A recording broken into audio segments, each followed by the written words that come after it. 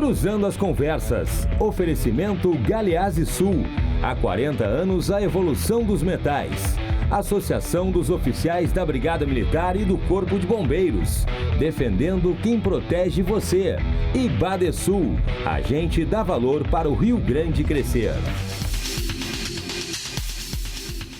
Boa noite, eu sou Guilherme Macalossi. Começa aqui na RDC TV mais uma edição do Cruzando as Conversas, o seu programa de debates noturno, sempre após os 2 toques.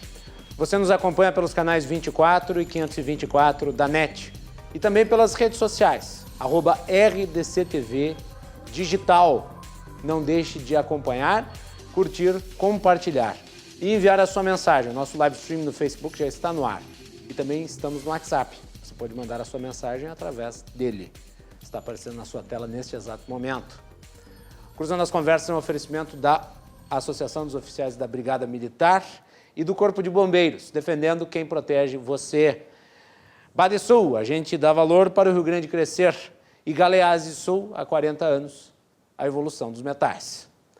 Antes de eu apresentar os meus convidados e tratar aqui do tema do programa, eu quero parabenizar pessoalmente o nosso colega Vitor Uchoa, que está hoje aqui no comando das filmagens, ganhou o prêmio de repórter cinematográfico, o Prêmio Press 2019 ontem. Eu parabenizei ontem o Vitor aqui, ao vivo, no programa, logo depois que lhe foi concedido esse prêmio. Trazer aqui o Vitor, vem aqui, Vitor, vem aqui aparecer aqui na televisão, está aqui. Dá um close nele, pessoal aí da produção. Grande Vitor. Vitor é um talento aqui da emissora e eu desejo todo sucesso. A RDC ontem concorreu em 5 categorias. Para 1 ano e pouco de emissora, já é um resultado extraordinário, com uma vitória numa categoria técnica. Está aí a foto do Vitor com o prêmio, que é bem pesadinho, né, Vitor? É um prêmio bem pesadinho. Ontem eu segurei ele. Ficou até meio de lado, Vitor está dizendo aí. Então está aí, um grande profissional aqui da nossa casa e repito os meus parabéns para ele. Certamente muitos outros virão ao longo da nossa história aqui na emissora. Tá bem? Segunda instância. A prisão em segunda instância foi revogada, segundo o entendimento do Supremo Tribunal Federal, em decisão tomada na semana passada. Com isso, vários daqueles que tinham sido condenados e que cumpriam pena acabaram soltos, incluindo o ex-presidente Lula, que cumpria pena em virtude do processo pelo sítio de Atibaia e que também tem uma outra condenação relativa, aliás, eu me confundi, em relação ao triplex no Guarujá e que também tem um outro processo em que ele já tem uma condenação em primeira instância, que é a do sítio de Atibaia. Além dele, também foram libertos figuras como José Dirceu, Sérgio Cabral, dentre outras inúmeras figuras públicas conhecidas e que foram personagens de vários episódios aí envolvendo a Operação Lava Jato. Isso resultou numa discussão que agora se estabelece no Congresso Nacional para modificar a legislação e permitir que a prisão em segunda instância volte a ser autorizada pelo Supremo Tribunal Federal. Na decisão do Supremo, o ministro Dias Toffoli, que é o presidente da Corte, disse que o Congresso precisava alterar a lei vigente, no caso, os códigos. Código de Processo Penal, mais particularmente. E hoje surgiu uma discussão em relação até mesmo a criação de uma nova Constituição para o Brasil, porque também tem um monte de gente que diz que é impossível fazer essa modificação, já que se trata de cláusula pétrea e que nem por meio de PEC, projeto de emenda constitucional, isso seria viável. O ex-presidente Lula, ao sair da prisão, fez um discurso e no final de semana várias manifestações convocadas por movimentos apoiadores da Lava Jato também se deram pelo país. Eu não sei se a produção já tem pronto o vídeo. Vitor, a produção tem pronto o vídeo do Lula discursando? Se puder se comunicar, porque daí nós já colocamos no ar na introdução do programa. Temos? Tá na mão? Então vamos lá. Coloca aí o vídeo do Lula discursando ao sair da prisão. Porque eu estou há 580 dias dentro de uma sala, ouvindo vocês todo dia, ouvindo as músicas de vocês. Aliás, eu quero dar os parabéns para quem teve a ideia de cantar agora há pouco Mata Farida. Mata Farida foi uma música que eu, nos anos 80, utilizava Mata Farida para parar trabalhador na porta de fábrica para poder fazer assembleia. E eu fiquei muito feliz quando eu ouvi alguém cantar Mata Farida. Gente, olha, eu imaginei que quando eu saísse, eu ia poder encontrar cada companheiro da vigília e dar um grande abraço, dar um grande beijo, porque vocês não sabem o significado e a importância de vocês na minha vida. Vocês não têm noção do que vocês representaram para mim. Eu fiquei mais fortalecido, eu fiquei mais corajoso. Eu quero que vocês saibam, que além de continuar lutando para melhorar a vida do povo brasileiro, que está uma desgraça.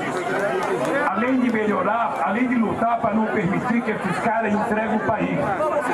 Eu quero dizer alto e bom som. Eu vou deixar para fazer um discurso à nação daqui para frente.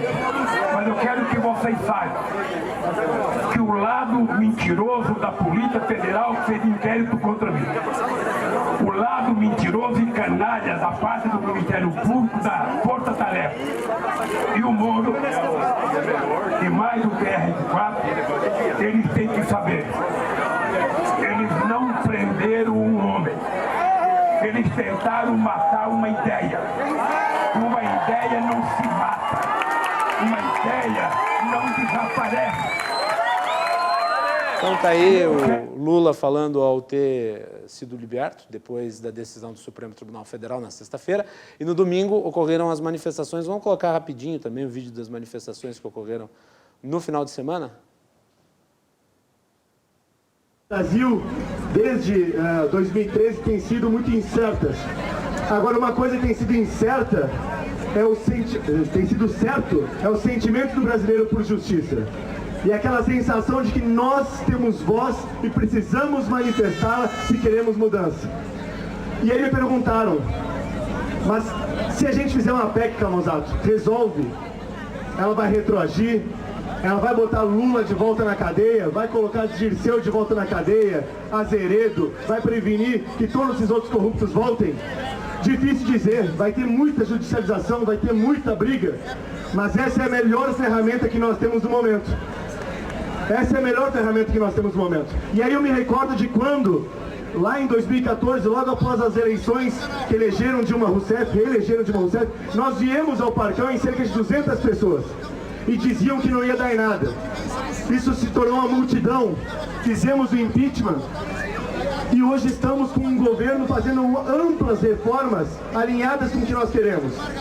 Então, aquilo que diziam para nós no passado, nós realizamos e provamos que era possível. Se hoje dizem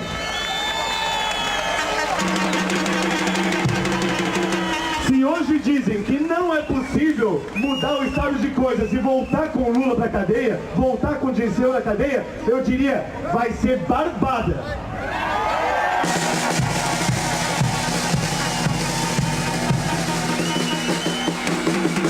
Algumas pessoas que estão aqui acamparam junto comigo. Muito bem, tá aí então. A manifestação fala do vereador Felipe Camusato, do Novo, aqui de Porto Alegre. Para tratar desses assuntos, eu convidei o professor Gustavo Arossi, que é doutorando pela Universidade Aberta de Lisboa. Professor, bem-vindo pela primeira vez, boa noite. Boa noite, Macalossi. Boa noite, Ricardo. Rodrigo, perdão. Boa noite, doutor José Antônio. E a todos que nos acompanham. E é uma grata satisfação estar aqui neste programa que abre espaço para o debate, para cruzar conversas e seguramente para enriquecer o debate, seguramente também para valorizar a importante democracia que tanto nós lutamos e queremos, não só nesse país, no nosso país, como na América Latina, como em outros países. Muito bem. Obrigado. Rodrigo Gilélio, bem-vindo de novo, boa noite. Boa noite, Macalossi. Presidente do PT de Porto Alegre, sociólogo. Rodrigo. É um prazer estar aqui mais uma vez. Estou entendendo que é uma apresentação. Uma apresentação, só os cumprimentos nossa. iniciais. Não, fazer mais o registro que eu considero justo.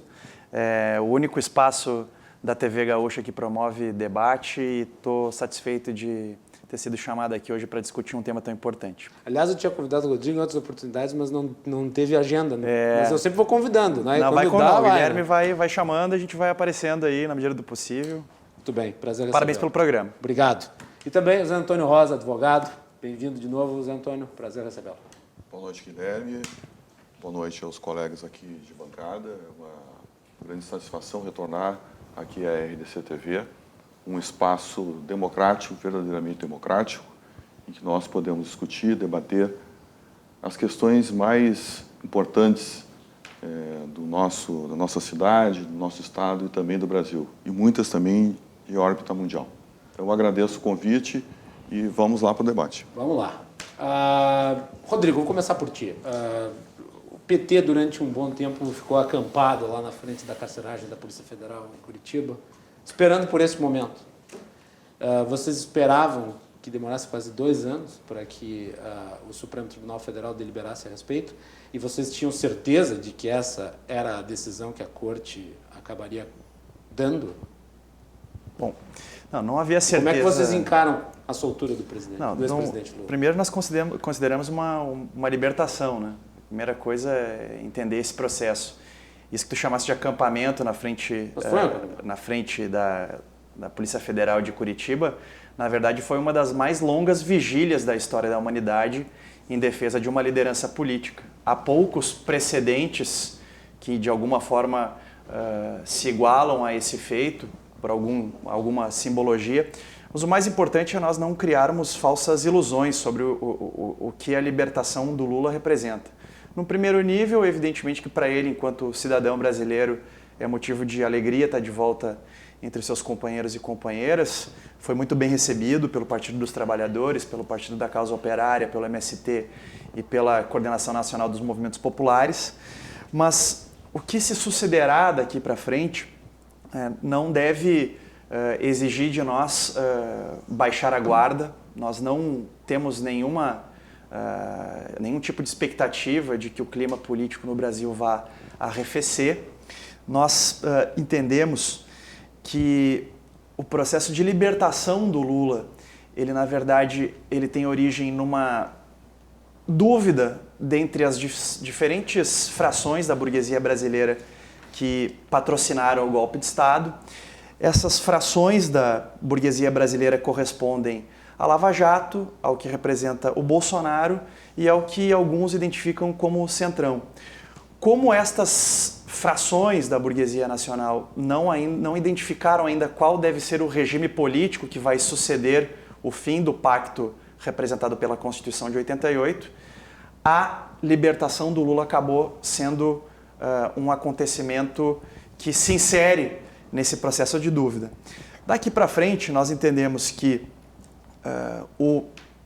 a presidência, de fato, ela é exercida pelo Paulo Guedes, é ali que reside o maior apoio dessas distintas frações da burguesia, apoio de boa parte dos oligopólios de comunicação. E nessa... O Bolsonaro deu uma porretada na Globo esses dias que não foi brincadeira, coisa que mas nunca o PT fez Bolsonaro, em momento nenhum da sua história. O Bolsonaro, a partir... Aliás, o Bolsonaro falou mal da Globo, e o Lula, quando saiu da cadeia, também falou mal da Globo. A Globo deve ter sentido muito à vontade. Na verdade, o primeiro telefonema que ele recebeu foi o do Luciano Huck, propondo uma conversa e falando em necessidade de conversar. O Lula não poderia ter respondido de outra forma, né, de maneira elegante. Mas então, enquanto essa caracterização relacionada ao papel do Paulo Guedes, que é o presidente de fato do Brasil hoje, nesse cenário pós-golpe, ao Jair Bolsonaro é reservado, na verdade, um papel de dispositivo militar, não é? Que é quem vai pressionar as instituições e vai fazer a perseguição, né, das organizações de trabalhadores e trabalhadoras que neste cenário de crise econômica no Brasil, onde vigora uma política de achatamento de salários, devem manter nas ruas as suas reivindicações. E a partir desse jogo entre o presidente de fato e o dispositivo militar, nós tentaremos reconstituir, não é, a democracia brasileira por meio da soberania popular do povo, que em 2018 ficou absolutamente comprometida com uma eleição onde prevaleceu as denúncias de fraude e foi eleito um presidente que governa para as milícias do Rio de Janeiro. Então nós temos clareza da gravidade que o momento brasileiro que nós acompanhamos, que nós vivemos, com algum tipo de estarrecimento, mas não é hora de nós embarcarmos em fantasias. Sabemos das limitações que o movimento de massas hoje na sociedade brasileira ele dispõe. Muitas organizações de trabalhadores têm sido perseguidas de todos os meios, alguns partidos políticos. Nós verificamos que, mesmo antes do golpe de Estado contra a presidenta Dilma Rousseff, já vigorava um império da violência e muito incentivado por setores das comunicações, dos oligopólios de comunicação, por setores da Polícia Federal, setores do Ministério Público, que equivalem em alguma medida a essas frações que comprometeram a democracia brasileira, rasgaram a Constituição de 1988 e nós percebemos, enquanto latino-americanos, que esta não é uma lógica circunscrita ao cenário brasileiro. É o que ocorre exatamente hoje na Bolívia, onde vigora desde domingo um estado policial e temos mais uma autoproclamada presidente na América Latina, patrocinada, mais uma vez, por setores do imperialismo norte-americano e um consórcio mais extenso e de menor importância de outros interesses de estados nacionais e algumas empresas muito motivadas em dar andamento, consecução a um regime de superexploração da América Latina. A situação é gravíssima aqui, não é muito diferente do que acontece em outros lugares do mundo, mas aqui parece que hoje temos a fronteira mais vibrante, não é? Dessa disputa de hegemonia e divisão política no... E vocês do Partido dos Trabalhadores reputam que setores do Ministério Público e da Polícia Federal fizeram uma perseguição deliberada ao Partido dos Trabalhadores. Deliberada. Porque o resultado da decisão do Supremo foi a libertação de todos os que estavam presos em segunda instância, e daí falando da classe política, tinha gente de vários partidos ali, né? Até posteriormente à queda da Dilma Rousseff, houve aquela ação do Ministério Público com o Rodrigo Janot comandando, que foi a questão da delação do Joesley Batista, quase que o Temer também cai. O Temer chegou a ser preso por ordem do Marcelo Bretas, no Rio de Janeiro. Não parece que a coisa é um pouco maior do que apenas o PT? Não, eu acho que primeiro se fala em revogação da segunda... Não é um erro de avaliação? Revogação da segunda instância, eu prefiro tratar de outra forma. Se trata da afirmação do que diz a Constituição no Brasil, que tem uma cláusula pétrea. Não, mas nem estou questionando a questão, nem estou entrando no ponto jurídico, estou falando do efeito político, porque tu mencionas aí, ou pelo menos dá a entender, que houve uma perseguição ao Partido dos Trabalhadores. E eu estou apontando aqui que vários integrantes de outros partidos também foram presos. E daí isso daí denota que, na realidade, houve uma perseguição bem democratizada, por assim dizer. Não, é que quando eu considero todos os fatores, os elementos que levaram ao golpe de Estado em abril de 2016, eu coloco num segundo degrau, digamos assim, de importância, as instituições político-partidárias. O que não quer dizer que o PT também tenha sido vítima, em alguma medida, né, de perseguição. Mas o foco dessa perseguição, ela se dirigiu durante todo o processo em encontrar filigranas que relacionassem de alguma forma o Lula aos esquemas de corrupção na Petrobras ou em outros espaços na institucionalidade brasileira. É bom que se diga que o Ministério Público Federal hoje detém as condições para fazer investigação e apresentar denúncias, muitas delas relacionadas a uma visão que o ex-presidente Lula tinha sobre o papel do Estado brasileiro e o papel do próprio Ministério Público. Então a questão aí que está colocada para nós é tentar restituir de alguma forma um intervalo de bandas para que o Ministério Público Federal possa voltar a trabalhar de acordo com os interesses, em primeiro lugar, da nação brasileira. Em primeiro lugar, da nação brasileira. Porque o que nós acompanhamos nos últimos dias, processo de achatamento, repito, dos salários, que é disso que se trata hoje no Brasil, com este processo, boa parte da população brasileira, do Estado-nação brasileiro, do tecido social, está voltando, está vivendo com a mesma quantidade de dinheiro que tinha no bolso há 12, 13, 14 anos atrás, e nós achamos que isso é um ato criminoso, sobretudo porque contrariou o desejo da população na eleição de 2014, mas essa é uma outra história, eu acho, e penso que posso continuar no debate, seguindo o raciocínio. Muito bem. Eu sei que o Zé Antônio Rosa tem uma visão bem distinta da avaliação feita pelo Rodrigo. Vamos lá, Zé. Deixa o professor Gustavo por último. O primeiro lugar, eu acho que é bom esclarecer o seguinte, o Lula não recebeu uma liberdade, uma libertação, ele foi solto. Porque o Lula foi condenado, ele continua sendo um condenado, foi condenado por corrupção, por lavagem de dinheiro sujo. Em outras palavras, um bom português, bem popular, ele é ladrão. Né?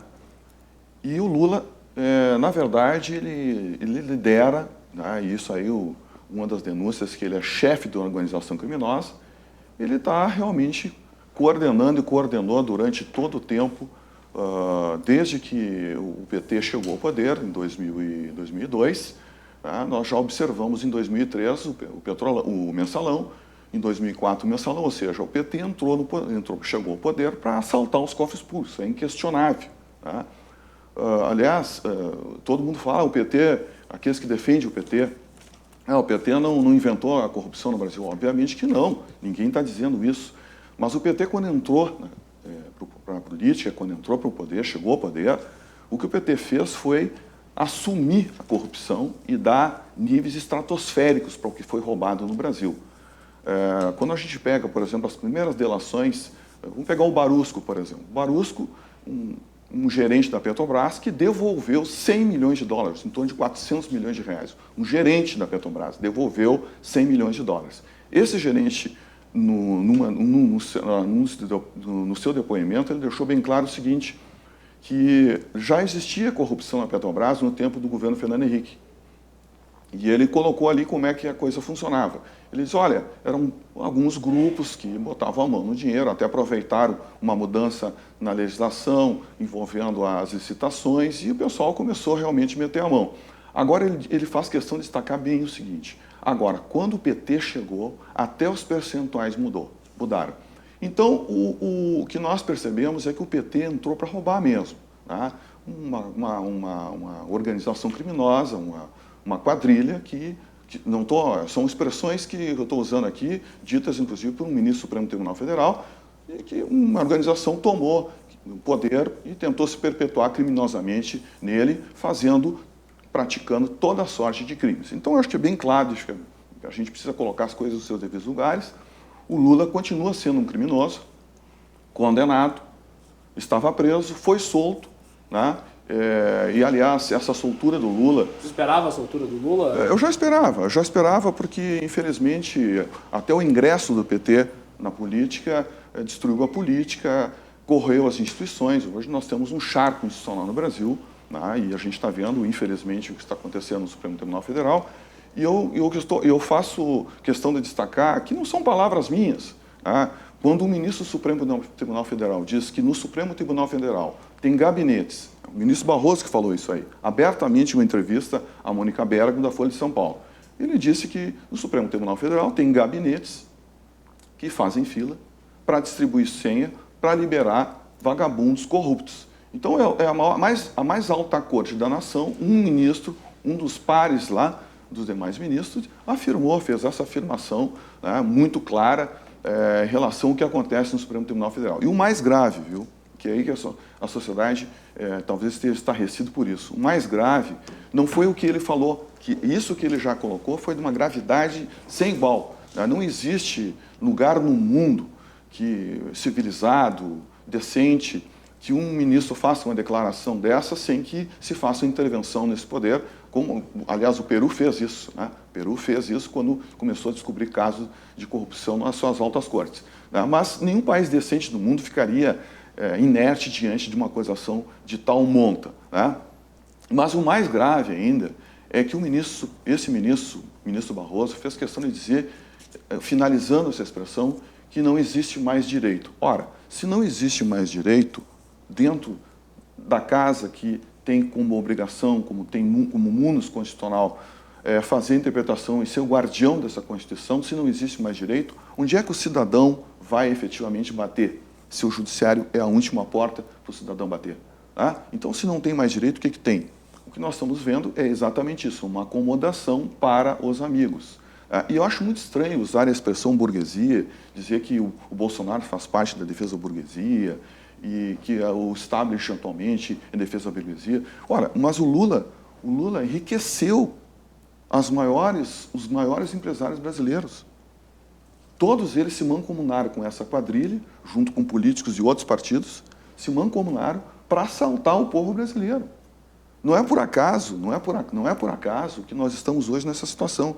E quando fazem ataque, dizer que a Operação Lava Jato faz parte dessa burguesia, seja um instrumento dessa burguesia, eu vou fazer questão aqui, Macalossi, de ler alguns dados oficiais da Operação Lava Jato até agora, março de 2019. Dizer que a Operação Lava Jato está perseguindo o PT, ou dizer que a Operação Lava Jato foi direcionada para o PT, ou que o PT é inocente, ou que o vigarista do Lula, que estava preso lá em Curitiba por ser ladrão, é inocente. Então eu vou ler aqui os dados oficiais, sobre o que aconteceu na Operação Lava Jato. A Operação Lava Jato instaurou dos 2.476 procedimentos, 1.196 buscas e apreensões, 227 conduções coercitivas, 155 prisões preventivas, 155 prisões temporárias, 6 prisões em flagrante, pedidos de cooperação internacional, 548, para os senhores e as senhoras que estão nos assistindo, o PT envolveu 49 países nas falcatruas que eles fizeram. É o maior esquema de corrupção do mundo. Não há absolutamente nada igual no mundo ocidental, entre os países decentes, os países democráticos, algo do tamanho do que o PT fez. Uma quadrilha, uma organização criminosa que veio assaltar os cofres públicos e distribuir o butim para os amigos empreiteiros, para os amigos bolivarianos, para as ditaduras africanas, distribuiu dinheiro para Cuba fazer um porto, deu dinheiro para a ditadura cubana, deu dinheiro para a ditadura venezuelana, deu dinheiro para o Evo Morales, ou seja, distribuiu dinheiro do nosso suado trabalho para esse bando de vigaristas safados. Inclusive o povo boliviano mandou agora esse Evo Morales, que é um ditador, ele queria se perpetuar no poder lá e o povo, graças a Deus, o povo boliviano tomou uma decisão que foi a mais acertada. Mas, continuando, pedidos de cooperação internacional ativos, 269, pedidos de cooperação internacional passivos, 279, colaboração premiada, 183, acordos de leniência, 12. E vejam bem, estão dizendo que a Operação Lava Jato é só uma perseguição e que todo mundo é inocente, todo mundo é anjo na Operação Lava Jato. Pois então, senhores e senhoras, sabe qual foi o valor ressarcido até agora, aliás, até março, esse valor já maior, mas até março foi ressarcido aos cofres públicos dinheiro que foi roubado do senhor e da senhora, do senhor trabalhador que está desempregado, do senhor empresário que teve que fechar sua empresa porque quebrou, porque não tem, o país ficou quebrado, 13 bilhões já foi devolvido. Só o Barusco devolveu 400 milhões, devolveu 100 milhões de dólares. E não, a Operação Lava Jato é perseguição. Não, é todo mundo inocente, todo mundo é anjo nessa brincadeira. Então aqui são alguns números, mas eu posso dar mais alguns para a gente encerrar aqui a primeira manifestação. Um outro dado importante que eu quero colocar para os senhores, que ainda estão... o Ministério Público está pedindo ainda o ressarcimento de mais 40 bilhões de reais que foram roubados dos cofres públicos pela quadrilha liderado pelo vigarista que hoje está solto, graças a uma decisão vergonhosa do Supremo Tribunal Federal. Eu tenho mais coisa para falar, mas vamos continuar no debate. Depois a roda gira, o Zé Antônio vai falar de novo, o Rodrigo vai falar de novo, eu gostaria de ouvir o professor Gustavo, e eu gostaria de trazer um aspecto aí mais em relação ao papel do Supremo Tribunal Federal nessa história toda. Muita gente criticando, de ambos os lados, o Supremo Tribunal Federal. Eu, no particular, em relação ao que observei da decisão, observei o fato de que é complexo e perigoso que uma Suprema Corte adote tantos posicionamentos num tempo tão curto. Quer dizer, nós tivemos aí 4 entendimentos sobre a questão da segunda instância. O primeiro deles, originário da Constituição de 88, que foi predominante até 2009. Depois de 2009 a 2016 houve um segundo entendimento. Daí, com a prisão após trânsito julgado, depois mudou-se novamente em 2016. Trânsito em julgado caiu, voltou à prisão em segunda instância, e agora em 2019, 3 anos depois, muda-se o entendimento novamente em relação a essa questão, que é uma questão polêmica, mas ao fazer esse tipo de mudança de forma tão continuada, o Supremo dá a entender que não respeita muito a continuidade da jurisprudência, nem a estabilidade jurídica do país. Como é que tu vê o papel político da Suprema Corte nesse caso? Bem, antes de eu entrar nessa esfera, eu preciso fazer uma consideração, colega, professor, talvez, Rodrigo, que ao ouvir a sua fala, eu me recordei do meu ensino médio, tá? Que fora sempre marcado por chavões. A burguesia, a exploração do trabalhador, e por aí afora, né? Com todo o crescimento, isso se deu depois também em ambientes universitários, ou seja, um discurso que jamais muda e que, sinceramente, me causa um certo estranhamento, tá? Mas respeito, evidentemente, trazer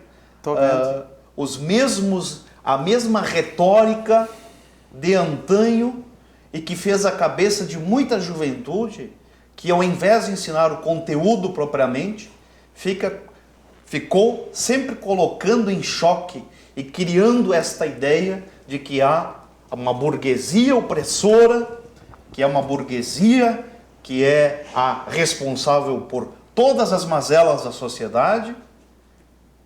E aí eu te pergunto, quem é a burguesia? E aí eu vou te dizer quem é a burguesia.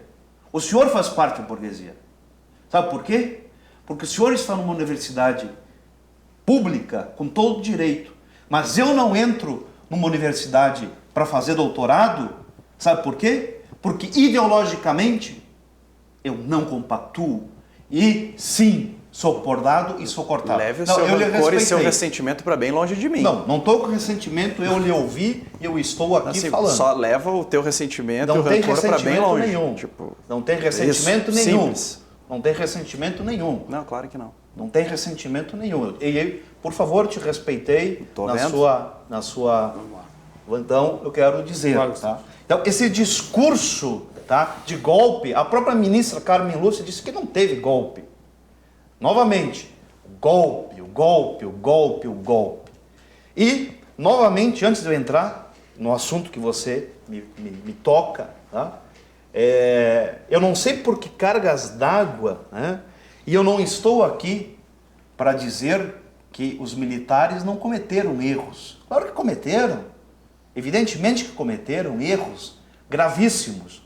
Mas eu não sei de onde que vocês tiram essa paranoia, porque isso para mim é uma paranoia que merece um tratamento, tá? E um revisionismo, tá? De dizer que os militares estão aí à espreita e estão buscando, né?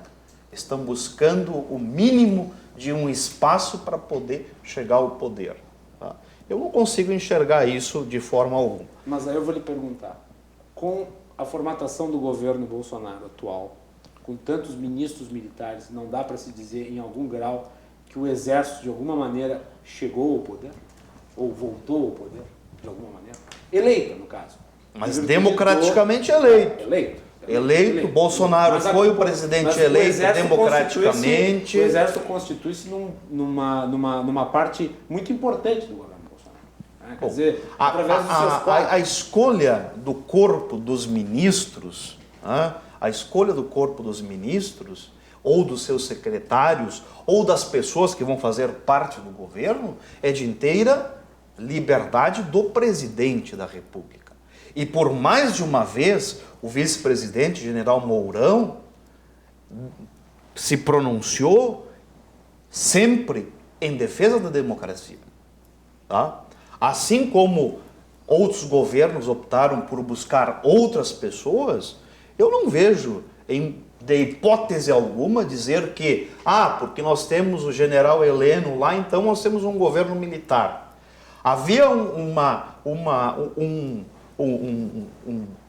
construção cerebrina de que o Enem ele seria totalmente agora voltado contra a ditadura, aliás, dizendo que não houve. O Enem não mudou nada. Estou falando uma coisa prática. Tá? Mas vamos lá, deixa eu voltar à questão do STF, que essa é a questão fundamental. Né? Primeiramente, a ministra Carmen Lúcia, ela, numa das entrevistas ao Roberto Dávila, ela foi bem pontual ao dizer que, colega Rodrigo, o processo de impeachment é legal. O processo de impeachment foi um processo legal. Sim ou não? Ela afirmou isso. O senhor faça essa fala aí. Não, eu só estou fazendo a minha fala e estou educadamente, diplomaticamente, fazendo as minhas colocações. Tá? Sobre as decisões posteriores, e que vêm a culminar com a libertação de alguém condenado, muito bem ratificado pelo colega, não foi uma prisão do nada, como nos tempos da ditadura, que tanto gostam de dizer, que houveram prisões, que houveram torturas, sem dúvida alguma, não só no Brasil. Tá? Mas o Luiz Inácio Lula da Silva, ele não foi preso ao acaso. Eduardo Cunha foi preso ao acaso. Marcelo Odebrecht, que faz parte dessa burguesia, foi preso ao acaso. Sim ou não? Estou sendo aqui agora um pouco mais irônico. Foi ao acaso? Não, tudo ladrão. Exatamente. Tudo ladrão. Exatamente. Essa é a verdade. Por quê? Ladrões. Porque os fundos de previdência, o Previ, como é que estão? Como é que está o fundo Postales? Foi a burguesia que pegou o dinheiro do fundo Postales. Foi a burguesia que pegou o dinheiro da Previ. Foi ou não foi? Aí agora, vamos lá para o STF, senão eu vou perder meu foco. Vamos lá e depois eu quero devolver para o Rodrigo, para ele poder... Vamos lá para o STF. Não era de pensar diferente que a excelsa corte, né, com tanta politicagem que existe lá dentro, com tanto um conluio, tá, e com as indicações feitas, que até vou dizer, talvez eu esteja errado, me corrija, doutor, tá? O ministro Dias Toffoli deveria até ter tomado uma postura, no mínimo, cidadã. Ele foi advogado do Partido dos Trabalhadores e ele deveria, no mínimo, talvez ter mantido uma abstenção ou até... Eu vou pedir uma parte aqui para o professor. Deixa eu perguntar o seguinte, mas a composição do Supremo Tribunal Federal, não sei se faz muito sentido isso, porque os integrantes do Supremo Tribunal Federal que votaram pelo mantenimento da presidência em segunda instância foram todos indicados pela Dilma Rousseff. E que mudaram de pensamento. Gilmar Mendes, da noite para o dia, mudou de pensamento. Dias Toffoli, da noite para o dia, mudou de pensamento também. E por quê? Tá? Mudaram de pensamento. Eu vou fazer uma parte aqui, porque se o professor Gustavo me permite. O que aconteceu? Até 2009, a posição do Supremo Tribunal Federal, desde 1988, desde a Constituição de 88, até 2009, a posição do Supremo Tribunal Federal estava consolidada no sentido de que cabia prisão em segunda instância. Sim, Exatamente. O que aconteceu a partir de 2009, até agora, que mudaram 3 vezes de posição? O que aconteceu? Aconteceu em 2007 um mensalão. Houve um julgamento no Supremo. Houve um julgamento no Supremo. E por quê? É engraçado que agora o lavajatista, dá para dizer assim, né? O lavajatista Barroso entrou no Supremo Tribunal Federal, ele falou que o mensalão era um ponto fora da curva. Pois é. Naquela época ele não tinha uma posição assim tão... Não, mas o que acontece, Macalossi, é o seguinte. A ministra, na época, então, o presidente Carmen Lúcia, ela deu uma entrevista e disse o seguinte, que se os brasileiros soubessem o que ela sabia, nós não dormiríamos. Foi essa a expressão que ela usou. Tal a gravidade da situação. Mas por que o ministro não faz a denúncia pública? Pois é. Aí é por isso que eu digo que lá não se salva ninguém. Por isso que lá não se salva ninguém. Então, eu acredito que o ministro Barroso, por mais que ele seja um garantista, sabe, tem um mínimo de decência. Sabe, quando bate no nariz, não dá. O cheiro está insuportável, aí ninguém aguenta. Claro que alguns aguentam, tanto é que ele falou que lá tem gente distribuindo senha para liberar corrupto. Tá? Então, o ministro Barroso não aguentou. Ele mesmo falou, numa das proclamações de voto, que ele só, por mais garantista que eu seja, algumas coisas não dá para se admitir. Tem que se realmente colocar um freio nisso. Então, o que aconteceu foi isso. O que aconteceu foi que, a partir de 2007, entrou um mensalão na jogada, né? E quando a Justiça começou a julgar ações do andar de cima, mexer com a escumalha que vem roubando e assaltando o Brasil há muito tempo, e o que o PT juntou, junto com os 300 picareta que o Lula já tinha identificado no Congresso, juntou toda essa gentalha aí, e o que deu foi exatamente isso. As mudanças de todos os precedentes, coisa que não acontece em lugar nenhum no mundo decente, para liberar vagabundo. Rodrigo de Lério. Bom, tem algumas coisas aí, se assoprar, sai espuma, não sobra muita coisa, né? Então, assim, vou mirar na audiência, na expectativa de que os telespectadores aqui do teu programa, Macalossi, estejam interessados em tentar entender o que está acontecendo. Tá? Em primeiro lugar, sobre a libertação do Lula. Tal. A pergunta é, por que ele foi libertado tão rápido? Por que os carcereiros abriram tão rápido? Por que o juiz lá de plantão deu tão rapidamente o alvará de soltura? Não havia sentido manter preso depois da decisão da STF. Considerando o processo, tudo da forma como vem acontecendo, a agilidade ou vagareza no lidar com a sistemática jurídica, eles se deram conta que se Lula permanecesse preso no final de semana, ao invés de algumas centenas, talvez poucos milhares que tinham lá na sexta-feira, no sábado ou no domingo poderia juntar alguns milhares, talvez uma ou duas dezenas de milhares de pessoas, e que isso iria criar uma situação absolutamente constrangedora. Para além do constrangimento que a Polícia Federal, que o Ministério Público vão carregar durante sucessivas gerações por conta de um setor... Não, peraí, tu tá por conta de um setor... Só para esclarecer, tu está que criticando um outro a celeridade, ministro... Oi? Tu está criticando a celeridade da justiça em soltar o Lula? Não, eu estou levantando uma questão para o telespectador pensar sobre o porquê da celeridade em libertar o Lula na sexta-feira. Sobre isso que eu estou falando. Por conta de todo um processo de esculhambação que essas instituições foram, às quais essas instituições foram submetidas. E houve um dos ministros do STF que se referiu à coordenação da Força-Tarefa da Lava Jato como gangsters. Então eu acho que para que a gente consiga produzir soluções alternativas políticas ao Brasil, primeiro a gente tem que baixar um pouco um tom,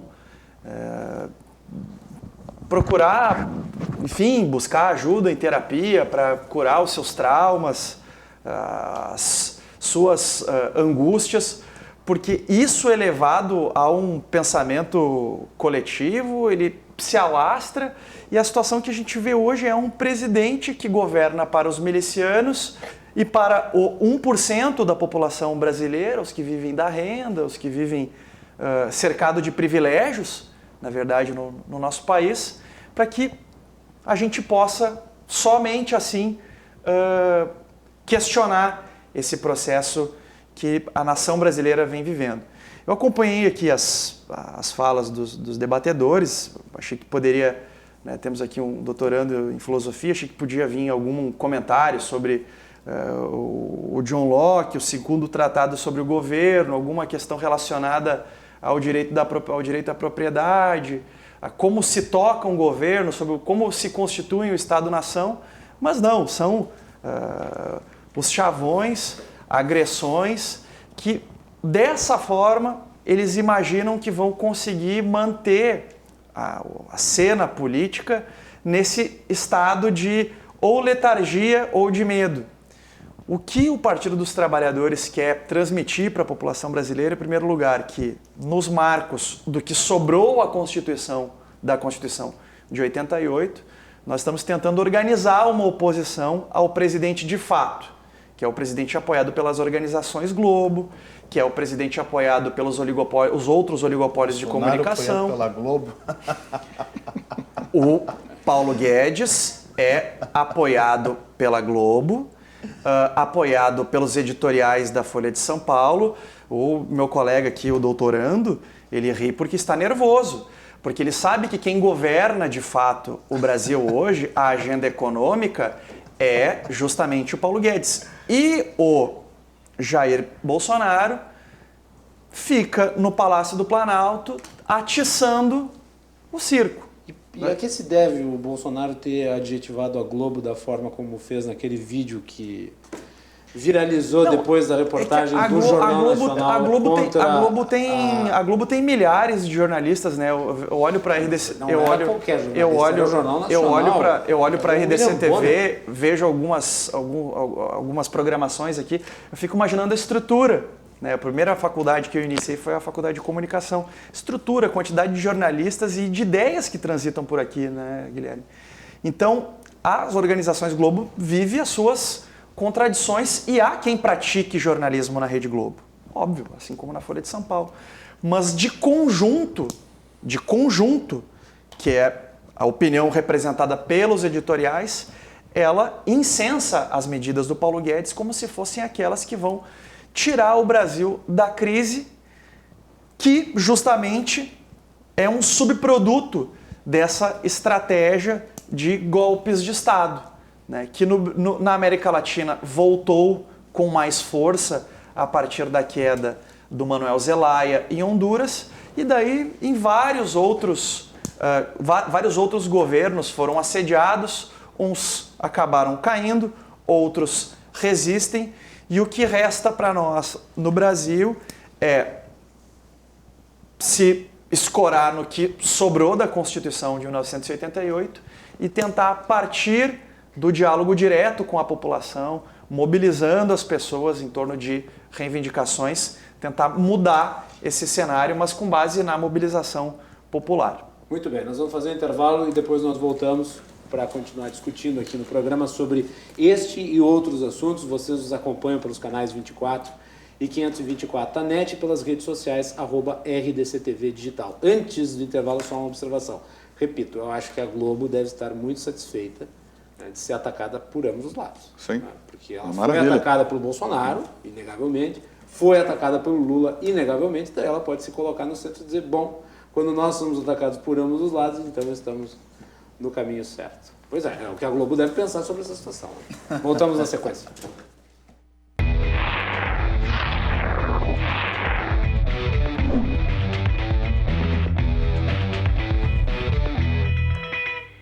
De volta na RDC TV com Cruzando as Conversas, programa oferecimento da Associação dos Oficiais da Brigada Militar e do Corpo de Bombeiros, defendendo quem protege você. Do Badesul, a gente dá valor para o Rio Grande crescer, e Galeazzi Sul, há 40 anos, a evolução dos metais. Vem aí o carrinho Agas 2019, homenagem dos supermercados gaúchos às empresas e personalidades que mais se destacaram em 2019. Dia 25 de novembro, no Grêmio Náutico União, em Porto Alegre. Carrinho Agas 2019, realização Associação Gaúcha de Supermercados. Informações pelo site www.agas.com.br. Estamos falando sobre o impacto político do fim da prisão em segunda instância. Tenho aqui no programa o Rodrigo de Lério, que é sociólogo e presidente do Partido dos Trabalhadores em Porto Alegre, o professor Gustavo Arossi, e também o advogado José Antônio Rosa. Gustavo, volto contigo nesse segundo bloco. E eu queria um pouco sair do personagem Lula e trazer essa discussão que surge a partir de agora, que é a de uma Constituição, ou Constituinte, porque a deliberação em relação à prisão em segunda instância, ela passaria por cláusulas pétreas.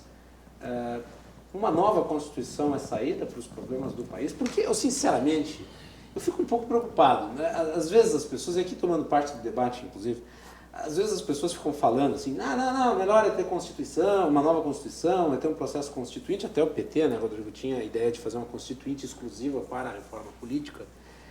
E eu nunca fui caudatário dessas teses pelo seguinte motivo, né? As pessoas idealizam uma Constituição nas suas cabeças, acham que o processo constituinte vai gerar a Constituição que elas imaginam, e no fim das contas ninguém sabe qual vai ser o resultado de um processo constituinte. E eu concordo, eu acho que a nossa Constituição é uma porcaria.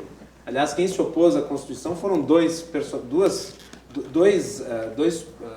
personagens no espectro político que se opunham de forma fidagal, né? O PT era contra a Constituição e o Roberto Campos, ou seja, a esquerda e o liberal. Não é bem isso, né? Não é bem isso. Nós aprovamos emendas, assinamos. Mas foi crítico. Por uma posição crítica, mas foi crítico. Estava lá, assinamos. O Roberto Campos, eu acho que nem assinou. Mas, de qualquer forma, foram os dois personagens que mais se antagonizaram na Constituição de 88. Depois tu me conta por que ele não assinou. Agora eu fiquei, tipo, eu não sei, detalhe histórico. Não, mas eu acho que ele não assinou. Não tenho certeza. Só acho. De qualquer modo, eu só coloquei a informação aqui porque eu não gosto da Constituição, mas eu tenho medo de uma nova Constituição porque ela pode ser pior que essa. É a tua avaliação? Imagina só o Alexandre Frota. Exatamente. Meu dileto amigo. Alexandre Frota da vida. Meu dileto amigo, doutor Luiz Roberto Ponte, por quem eu guardo grande estima pelo caráter e pela pessoa que é. Há poucos dias, cordialmente, tomamos um café e tocamos nesse assunto. E ele disse: essa loucura, professor, de querer uma nova Constituinte, e é verdade. Tá? Nós temos o quê? Nós temos uma Constituição de 88, a Constituição Cidadã, né? A Carta Magna Cidadã, muito importante, evidentemente, né? Promulgada pelo então Ulisses Guimarães, com um lastro enorme de garantias necessárias, Rodrigo, para a sociedade, para o Estado democrático de direito, e isso é inegável, a gente não pode deixar de lado, alijar, mas sou contra uma reforma constituinte na atual conjuntura, ou fazer uma... até porque nós temos uma das maiores constituições em número de artigos e que, na verdade, gera um grande problema de entendimento das leis, sem contar que nós temos 513 deputados e que provavelmente vai ter algum aí que sequer sabe o que é cláusula pétrea ou não é cláusula o que não é cláusula pétrea, né? Enfim, poderemos ter também desses, lamentavelmente, o povo também escolhe a democracia, e eu sou um democrata por natureza, jamais defenderia um Estado totalitário, jamais defenderia corporações milicianas, enfim, em hipótese alguma, mas na atual conjuntura nós precisamos de um Congresso forte, um Congresso unido, um Congresso que entenda das leis. E acerca da interpretação das leis, né, e aí eu vou citar o meu grande amigo também, professor Dr. Lênio Streck, que fez... E que é um crítico pesado da Operação Lava Jato. Exatamente. Do ministro Sérgio Moro. Exatamente. E que fez a sua peroração no STF, tá? Mas o Lênio Streck, ele diz algo que é muito importante, que é título de um livro, que é isso: eu decido conforme minha consciência acerca das leis. Ou seja, eu decido conforme os meus interesses. E aí, aqueles chavões que, para mim, não me atacam em nada em dizer que são da direita. Porque quem começou com chavões e dividiu a sociedade brasileira, a gente sabe quem é. Eu sei quem foi, quem foram e quem são. E que ainda continuam estragando cérebros nas escolas e universidades. Não sou favorável à reforma, a uma nova Constituinte.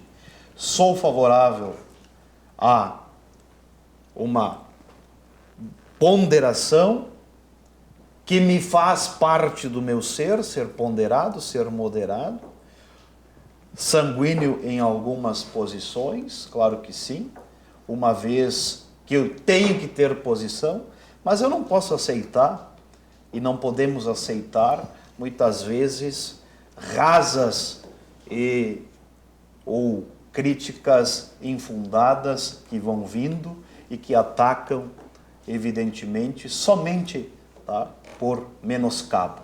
Muito bem. Antes de passar para o Rodrigo, eu quero só ler aqui uma das muitas críticas que o Roberto Campos fez à Constituição, com aquele seu português... Escorreito, né? Escrevia maravilhosamente bem, independente do que se pense do que ele escrevia. Mas escrevia maravilhosamente bem. Aliás, o livro dele, Lanterna na Popa, é delicioso. Assim, né? Ele disse o seguinte: nossa Constituição é uma mistura de dicionário de utopias e regulamentação minuciosa de efêmero. É, ao mesmo tempo, um hino à preguiça e uma coleção de anedotas. É saudavelmente libertária no político, cruelmente liberticida no econômico, comoventemente utópica no social. É um camelo desenhado por um grupo de constituintes que sonhavam parir uma gazela. E aí, Rodrigo? Sou eu? Não, Rodrigo, tu és o último do bloco. Bom. Hoje. Depois tu começas o bloco. Cada um vai começar o bloco em uma ocasião. Vai lá. Não, então, essa é uma das críticas que se lança à Constituição de 88. Não sabia dessa posição dele, fiquei muito curioso, vou depois buscar maiores informações sobre isso. Em algum momento o PT, setores da esquerda, imaginaram, supunham que seria possível construir um processo constituinte exclusivo para fazer uma reforma do sistema político e ampliar um pouco a interlocução, né, entre as instituições políticas brasileiras e o conjunto da sociedade. Hoje nós temos uma situação onde são dezenas de partidos que não expressam dezenas de opiniões na sociedade brasileira. Então, nesse sentido, a ideia de ter uma reforma política ela permanece, mas a via de uma constituinte exclusiva acabou se perdendo, talvez por carência de fundamentação ou de não conseguir obter apoio de quem pudesse fazê-lo. Por que esse papo sempre volta? Não, é que uma coisa é a Constituição, um processo constituinte exclusivo relacionado à reforma política. Outra coisa é a ideia de convocar uma Assembleia Nacional Constituinte. Então, conversamos aqui antes do início do debate sobre essa possibilidade, né? O que me parece o proponente da proposta, se eu não me engano, agora posso fazer alguma confusão, mas se eu não me engano, alguns setores do PSL, eu acho que o senador, o Major Olímpio, lá de São Paulo, que não se projeta para os seus eleitores e para os seus representados como um jurista, digamos assim, né? Mas essa proposta agora de uma constituinte, mas ele não é nem um constituinte, não será, a menos que seja eleito para isso, e não tem estatura jurídica para se colocar como um personagem nesse debate, com todo respeito ao senador, né, que talvez defenda muito bem lá os milicianos no Rio de Janeiro ou em São Paulo, mas agora discutir a Constituição eu acho um pouco mais desafiante para ele. Mas, nesse caso, a ideia de convocar uma Assembleia Nacional Constituinte no Brasil, ela é parte do assodamento, que é tentar, por meio de uma maioria eventual, alterar 3 ou 4 ou 5 itens da Constituição. Alguns ministros já levantaram a questão de que o artigo 5 é cláusula pétrea. Aí alguém foi dizer, mas e... O ministro Gilmar Mendes, inclusive, antecipou isso através de um tweet. Não sei se foi só ele que disse isso, porque essa é uma opinião relativamente, talvez, até não sei se é majoritária ou não sou do mundo jurídico, eu disse, né? Sou sociólogo. Mas eu acho que eles não deviam antecipar os seus juízes sobre uma questão concordo, que não falam tanto dos Estados Unidos, eu gostaria que a nossa Suprema Corte aqui se expressasse somente pelos autos, mas aqui é um pouco diferente, né? Mas eu percebi que nós temos alguns acordos aqui, então retomando, né? Essa ideia agora de convocar uma Assembleia Nacional Constituinte, ela assoda ainda mais o processo político brasileiro. Nós temos que tentar, de alguma forma, restituir a soberania popular por meio do voto, que é uma pactuação liberal. Teve a eleição no passado, vai ter ano que vem? Mas então, essa eleição de 2018, que em algum momento o Partido dos Trabalhadores reconheceu, ela vira e mexe, ela é percorrida por uma sombra, que é a sombra das fake news, das mentiras que foram lançadas e patrocinadas com recursos escusos dos empresários, né? Em vez do dinheiro ir para os impostos, eles foram viabilizar uma consequência do golpe de Estado, que em muito foi ajudado por setores de uma pequena inteligência conservadora, na qual não consta o Olavo de Carvalho, né, mas alguns setores, e que se projeta hoje na agenda econômica do Paulo Guedes, que é o que interessa. Essencialmente isso. Né, e num segundo nível, a disposição de eventualmente ingressar um regime autoritário com a espada na mão. E é disso que nós estamos tentando escapar, né? Tentar propor para o povo brasileiro outras soluções. Zé Antônio, para encerrar o bloco. Bom, vou começar pela última manifestação em relação às eleições, né? Primeiro, acho que é importante esclarecer que nós temos aí a delação do Antônio Pallotti, que foi uma das grandes lideranças do PT, foi praticamente o primeiro-ministro, né, da Dilma, foi ministro da Fazenda, da Economia do Lula, ou seja, ele esteve no primeiro escalão do poder. Né? E o Antônio Pallotti, já que a gente está falando em eleições, né, o Antônio Pallotti foi muito claro em dizer o seguinte, que nas duas eleições da Dilma, é bom que o nosso telespectador, né, tenha consciência, tenha ciência desses números, nas duas eleições da Dilma, ele, Antônio Pallotti, que participou de todas as decisões, de todo o processo junto com a quadrilha petista, da qual ele fazia parte, a Dilma gastou mais de R$1 bilhão nas duas eleições.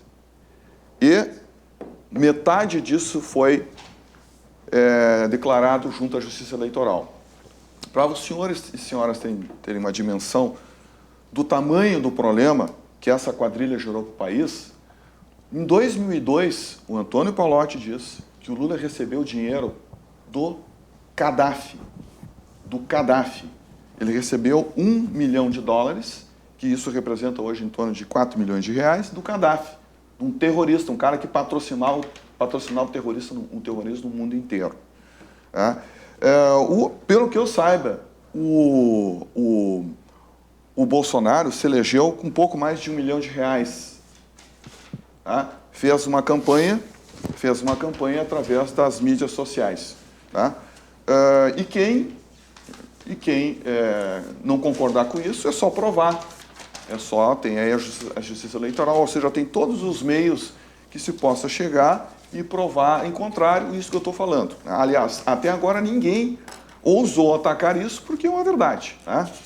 E quando se diz assim que o governo Bolsonaro, tá, e o PSL estão governando com as milícias, não existe nenhuma referência, uma acusação falsa, irresponsável até, mas eu posso dizer para os senhores e para as senhoras que o PT, segundo Antônio Pallotti, né, governou, por exemplo, com as Farc. Aliás, isso aí ninguém questiona, né, porque o Foro de São Paulo, que foi fundado pelo PT, pelo vigarista do Lula, junto com o safado lá do Fidel Castro, eles juntaram toda a escória esquerdista, terrorista da América Latina e fundaram o Foro de São Paulo, que criaram todo esse problema para a América Latina, e olha só no que deu. Olha o problema da Venezuela, olha o problema da Bolívia, olha o problema... Ou seja, todos esses países estão passando por crises políticas graças a essa bandidagem que entrou para a política.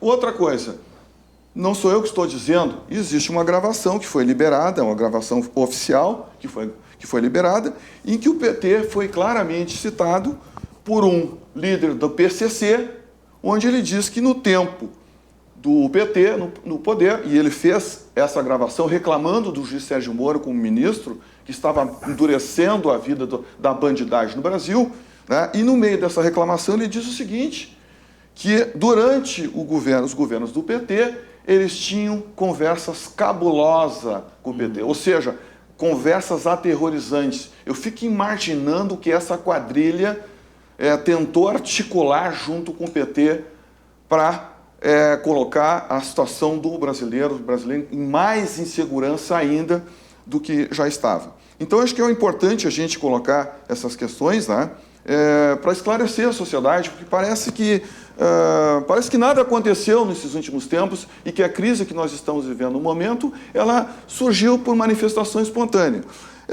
Outra questão que é importante a gente deixar claro aqui para o nosso telespectador por que o Lula foi liberado tão rápido?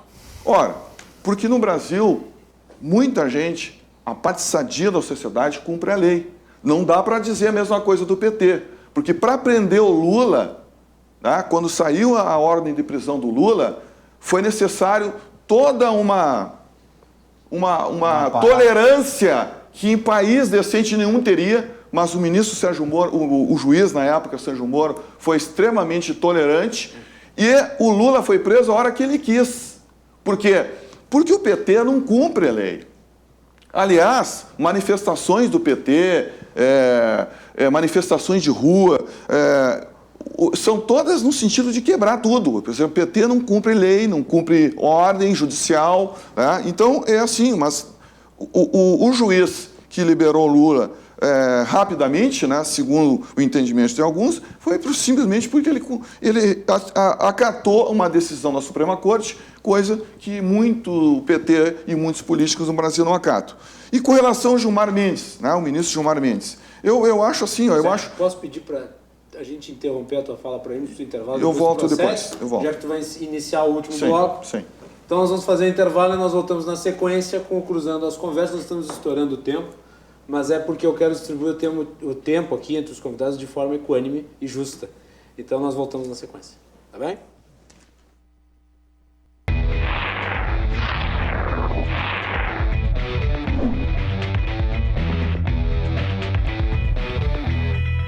Cruzando as Conversas de volta na RDC, eu quero mandar aqui um abraço para o professor Alex Pipkin, que está na nossa audiência também, ao Dr. Gilmar Graziotin Teixeira Lopes.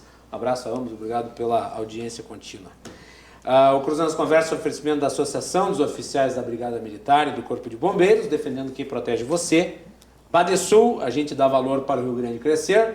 E Galeazzi Sul, há 40 anos, a evolução dos metais. Bloco final, rápido, 5 minutos só de bloco final.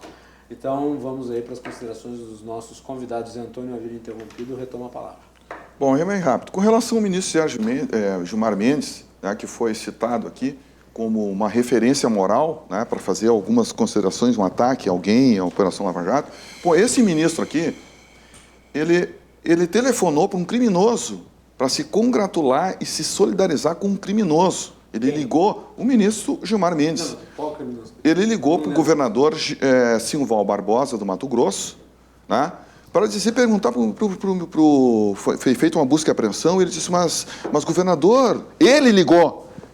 Isso que é importante dizer para o nosso telespectador. O ministro do Supremo Tribunal Federal ligou para um criminoso. Vai perguntar, mas o governador, o que aconteceu, governador, aí? Pois é, o TOF aqui despachou uma busca e apreensão, não aconteceu nada, foi condenado. Foi condenado e só não está preso porque ele fez delação. Por isso que esse governador, que o ministro Gilmar Mendes ligou. O mesmo ministro Gilmar Mendes, citado aqui como referência moral, ele ligou 46 vezes para o Aécio Neves, inclusive no dia 25, aliás, de abril, agora não lembro aqui o ano, que eu não anotei, no dia que o Aécio Neves, no dia que ele deu uma decisão, ele decidiu favoravelmente o Aécio Neves para não prestar depoimento na Polícia Federal. Então não dá para citar o ministro Gilmar Mendes, que infelizmente eu não posso levar a sério esse senhor. Um senhor que não tem coerência nenhuma nas suas decisões. Um senhor que em 2016 deu uma decisão, proclamou um voto contra a favor a prisão em segunda instância, onde ele faz referência, inclusive, que nem existia nenhum país decente e civilizado no mundo que fizesse o que estava sendo feito no Brasil. E agora ele disse totalmente ao contrário. E para finalizar, meus senhores, minhas senhoras, a crise do subproduto que foi afirmado aqui do golpe, né, que não foi golpe coisa nenhuma, foi um processo legal, constitucional, com a participação do Poder Executivo e do Poder Judiciário, inclusive presidido pelo presidente do Supremo Tribunal Federal, não foi subproduto do impeachment. A crise brasileira é subproduto, ou melhor, é produto da corrupção, da incompetência, da ineficiência, da incapacidade, da irresponsabilidade de uma quadrilha que durante 16 anos assaltou os cofres públicos e o povo brasileiro. Rodrigo. Não, olha, se eu ganhasse R$1 por cada adjetivo mal empregado nessa conversa aqui, eu sairia daqui rico, resolvido, tá? Mas assim, o debate político brasileiro exige de nós paciência, né? A gente fazer um exercício de se ouvir, de conversar, a gente troca ideia aqui. E eu quero aproveitar a oportunidade aqui para fazer um registro, porque essa talvez seja a última vez que eu venha como presidente do PT de Porto Alegre. Agora irá assumir a companheira Maria Celeste, uma mulher, depois de muito tempo. Aqui no Diretório Municipal teremos uma presidenta. Então, Guilherme, depois eu vou deixar o contato com ela, faço questão. Esse é um espaço para nós consideramos importante para manter uma esfera pública ativa. Eu acho que falta muito esses canais, esse espaço na TV do Rio Grande do Sul. Então, saúdo mesmo a iniciativa da emissora, a manutenção do programa. Saúdo o Guilherme pelos convites sucessivos que tem feito. Às vezes eu não consigo vir, mas sempre quando venho aqui me sinto acolhido, boa divisão de tempo. Às vezes um debate um pouco mais acalorado. Mas a gente está aqui transpirando também um pouco do que está acontecendo nas ruas brasileiras. E a gente espera que no curto espaço de tempo, o mais rápido possível, a gente possa restituir a liberdade. Restituir a democracia, a tranquilidade, e o primeiro passo nessa direção foi dado com a libertação do ex-presidente Lula. 30 segundinhos para se despedir, professor Gustavo. Primeiramente, nós vivemos uma plena democracia, nós tivemos um presidente eleito democraticamente.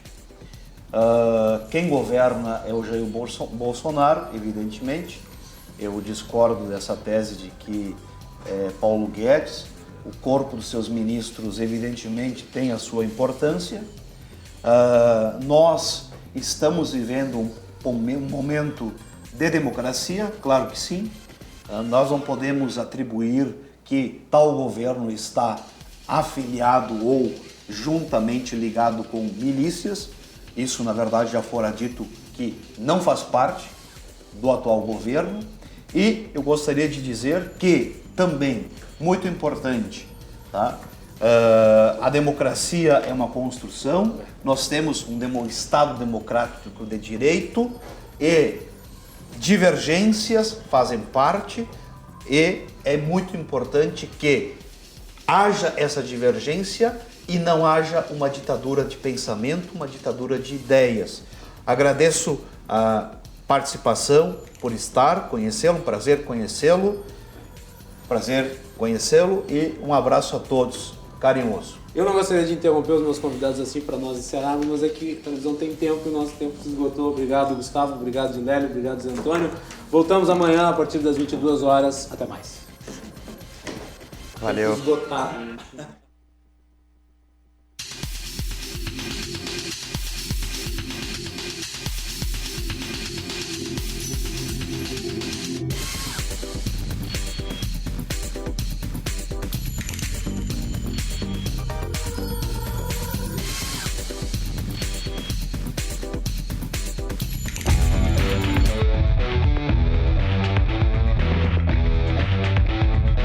Cruzando as conversas. Oferecimento Galeazzi Sul.